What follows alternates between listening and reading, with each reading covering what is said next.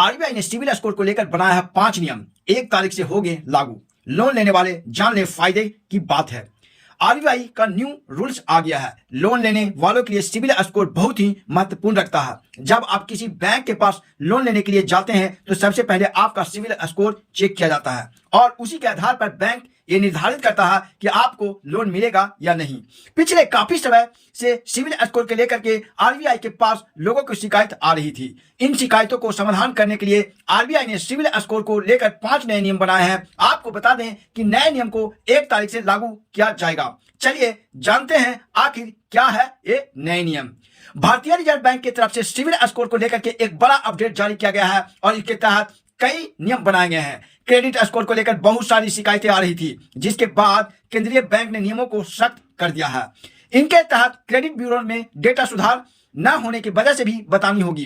Credit bureau website पर शिकायतों की संख्या भी बताना जरूरी है। इसके अलावा भी भारतीय रिजर्व बैंक ने कई नियम बनाए हैं। नए नियम 26 अप्रैल 2024 से लागू हो गए। अप्रैल में ही आरबीआई ने इस तरह के नियम को लागू करने की चेतावनी दे दी थी। बता दें कि जब भी कोई ग्राहक लोन के लिए आवेदन करता है तो बैंक उसका सिविल स्कोर चेक करता है। इसके तहत रिजर्व बैंक ने कुल 5 नियम बताए हैं। आइए जानते हैं क्या है ये पूरा नियम।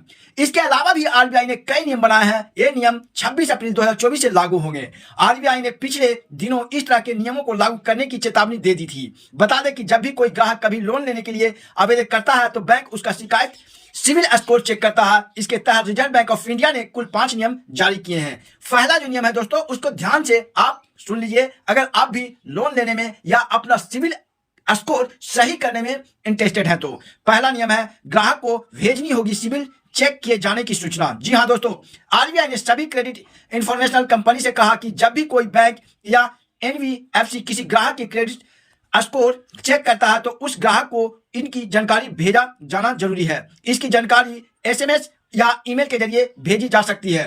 दरअसल सिविल स्कोर को लेकर कई शिकायतें सामने आ रही थी, जिसके चलते भारतीय रिजर्व बैंक ने यह फैसला ले लिया है। दूसरी बात करें दोस्तों तो रिक्वेस्ट को रिजेक्ट करने की बतानी होगी वजह। रिजर्व बैंक के अनुसार अगर किसी ग्राहक किसी भी रिक्वेस्ट को रिजेक्ट किया जाता है तो उसे इसकी वजह बतानी जरूरी है। इससे ग्राहक को यह समझने में आसानी होगी कि किस वजह से उसकी रिक्वेस्ट को कैंसिल किया गया है। रिक्वेस्ट किए जाने की वजह की एक लिस्ट बनाकर उसे सभी क्रेडिट इंस्ट्रूमेंट को भेजना चाहिए। तीसरा, साल में एक बार ग्राहकों को the free fair full credit report. RBI के अनुसार क्रेडिट कंपनी को साल में एक बार फ्री फुल क्रेडिट स्कोर अपने ग्राहकों को मुहैया कराया जाना चाहिए। इसके लिए क्रेडिट कंपनी को अपना वेबसाइट पर एक लिंक डिस्प्ले करना होगा ताकि ग्राहक आसानी से अपनी free full credit report check कर सके। इससे साल में एक बार ग्राहकों को अपना सिविल स्कोर और पूरा क्रेडिट हिस्ट्री पता चल जाएगा। चौथा, डिफॉल्ट को रिपोर्ट करने से पहले ग्राहकों को बताना जरूरी है। भारतीय रिजर्व बैंक के मुताबिक अगर कोई ग्राहक डिफॉल्ट होने वाला है तो डिफॉल्ट को रिपोर्ट करने से पहले ग्राहक को बताना जरूरी है। लोन देने वाली संस्थाएं एसएमएस ईमेल भेजकर सभी जानकारी देगी। इसके अलावा बैंक लोन बांटने वाली संस्थाएं नोडल अफसर रखें। नोडल अफसर क्रेडिट स्कोर से जुड़ी समस्या सुलझाने का काम करेगा। 5वां जो है बहुत अहम है दोस्तों कि 30 दिन में हो शिकायत का निपटारा, वरना रोज लगेगा 100 रुपया का जुर्माना। दूसरी ओर अगर क्रेडिट इंफॉर्मेशन कंपनी 30 दिन के अंदर ग्राहकों की शिकायत का निपटारा नहीं करती है तो फिर उसे हर रोज 100 रुपए के हिसाब से जुर्माना देना पड़ेगा। यानी जितनी देर से शिकायत का निपटारा किया जाएगा उतना ही अधिक जुर्माना देना होगा। लोन बांटने वाली संस्था को 21 और क्रेडिट ब्यूरो को 9 दिन का समय मिलेगा। 21 दिन में बैंक ने क्रेडिट ब्यूरो को नहीं बताया तो बैंक हर्जाना देगा। वहीं बैंक की सूचना के 9 दिन बाद भी शिकायत का निपटारा नहीं किया जाएगा तो क्रेडिट ब्यूरो को हर्जाना चुकाना पड़ेगा। अब जानते हैं कि लोन लेने के लिए सिविल स्कोर कितना होना चाहिए। अगर आप लोन लेने के लिए आवेदन करने का योजना बना रहे हैं तो क्रेडिट स्कोर या कहें सिविल स्कोर शायद कई बार सुना होगा। किसी भी लोन प्रोसेसिंग के अलावा इसके महत्वपूर्ण कम नहीं अंक आंका जा सकता है। सभी बैंक उधारकर्ता को पैसे उधार देने में शामिल जोखिम को समझने को सिविल स्कोर जांच कहते हैं। सिविल स्कोर 300 और 900 के बीच एक 3 अंकों की संख्या है जिसकी सूचना एजेंसी द्वारा क्रेडिट यूजर्स को सौंपी जाती है। ये बैंकों को किसी व्यक्ति की साख और समय पर ऋण चुकाने की उनकी क्षमता का स्पष्ट विचार देता है। क्रेडिट इंफॉर्मेशन एजेंसी कारकों के आधार पर सिविल स्कोर की रिपोर्ट प्रदान करती है, जैसे लोन लेने वाली पेमेंट हिस्ट्री, क्रेडिट यूज रेस्को आदि। लोन लेने के लिए इतनी होनी चाहिए सिविल स्कोर। बहुत ही अच्छा सिविल स्कोर की बात करें दोस्तों तो वो है 800 से 850।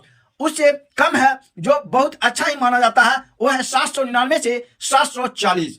उससे अच्छा की बात करें दोस्तों तो 739 से 670 और ठीक ठाक माने तो आपको बता दें कि 580 से 699 को ठीक ठाक माना जाता है। और बहुत ही खराब सिविल स्कोर आपको बता दें कि 300 से लेकर के 580 जिसका सिविल स्कोर है वो बहुत ही खराब की कैटेगरी में आता है। कैसे खराब होता है सिविल स्कोर, तो आपको बता दें कि आपका सिविल स्कोर कैसे खराब होता है। समय पर कर्ज का भुगतान न करने पर, क्रेडिट लिमिट से ज्यादा लोन लेने पर, लोन डिफॉल्ट होने पर, लोन सेटलमेंट करने पर और किसी का ग्रांटर बनने पर। अगर आप किसी का ग्रांटर भी बनते हैं और अगला व्यक्ति लोन टाइम पे नहीं भरता है तो आपका सिविल स्कोर खराब हो जाइएगा। जानिए कम सिविल स्कोर है तो क्या करना होगा और क्या करना चाहिए। अगर सिविल स्कोर है तो दिक्कत ही होगी। अगर सिविल स्कोर है तो दिक्कत होगी। पर्सनल लोन में, होम लोन में, बिजनेस लोन के लिए आवेदन दिया है तो वैसे बैंक से लोन मिलने में मुश्किल पेश होगी। लोन की मंजूरी और नामंजूरी क्रेडिट स्कोर पर ही निर्भर करता है। कम सिविल स्कोर हो तो लोन नामंजूर की आशंका ज्यादा होती है। इस वजह से खराब हो जाती है सिविल स्कोर। लोन नहीं चुकाने पर डिफॉल्ट की बदनामी मिलती है जिससे आपका सिविल स्कोर खराब हो जाती है। अगली बार कहीं भी किसी भी बैंक में लोन लेने जाए या लोन नहीं मिलेगा और मिलेगा भी तो भारी पचड़े के साथ अधिक ब्याज पर। अब सवाल है कि सिविल स्कोर क्या जन्म जन्मांतर के लिए खराब हो जाता है? क्या उसमें कोई पैमाना लगने या सुधारने की गुंजाइश नहीं होगी? अगर ऐसे होता है तो लोग शायद कभी लोन डिफॉल्ट नहीं करते। कुछ न कुछ गुंजाइश जरूर मिलती ही होगी जिससे कि आगे रास्ता का खुले और कुछ कर्ज मिल जाए। इस वजह से बैंक कर देता है डिफॉल्टर।